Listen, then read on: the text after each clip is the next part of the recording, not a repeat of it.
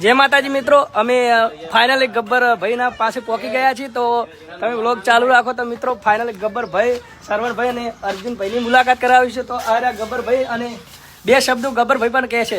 જય બાબારી મિત્રો, અમને વિડીયો બનાવ્યો હતો કે કોમેન્ટ કરશું તો ચા લેવા જાવ. આપણે કોમેન્ટ કરી દીધી છે. ભાઈ આવી ગયા છે તો 4 કિલો ચા લઈ દીધો છે. ભાઈનો ખૂબ ખૂબ દિલથી આભાર. સદાય ખુશ રહો. અને ચા બહુ સરસ મજાની જોરદાર ચાલી રહી છે. મરચું હળદર પણ જોરદાર ચાલે છે. ટૂંક સમયમાં સાબુ પણ આવવાના છે.